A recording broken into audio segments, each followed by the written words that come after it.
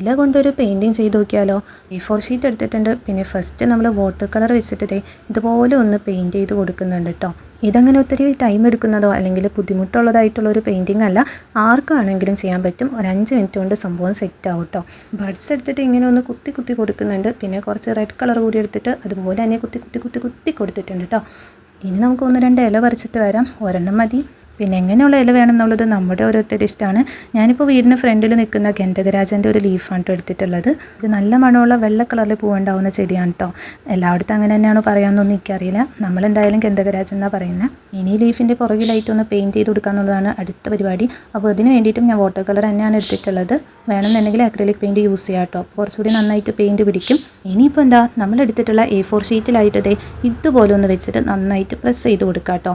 അപ്പോൾ അത്ര വൃത്തിയായിട്ടൊന്നും സംഭവം കിട്ടില്ല, എന്നാലും നന്നായിട്ടൊന്ന് പ്രസ് ചെയ്ത് കൊടുക്കുക. ഇത് കഴിഞ്ഞിട്ട് നമുക്ക് കുറച്ചൊരു ടച്ചിങ് പരിപാടികളും കൂടി ചെയ്താൽ അടിപൊളിയായിട്ട് കിട്ടും. കുറച്ച് ഡാർക്കായിട്ടുള്ള യെല്ലോ കളർ വെച്ചിട്ട് പുറമെ ഔട്ട്ലൈൻ ഒന്ന് സെറ്റ് ചെയ്ത് കൊടുക്കുന്നുണ്ട്. അതുപോലെ ഓറഞ്ച് കളർ വെച്ചിട്ട് ചെറുതായിട്ടൊന്ന് ഹൈലൈറ്റിങ്ങും കൂടി ചെയ്ത് കൊടുക്കുന്നുണ്ട്. ഒത്തിരി അങ്ങോട്ട് അതിലിട്ട് നമ്മൾ പണിയൊന്നും ചെയ്യുന്നില്ല കേട്ടോ.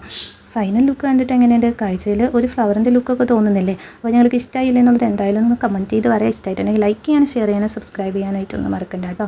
അപ്പോൾ ഇത്രയേ ഉള്ളൂ. Thank you for watching.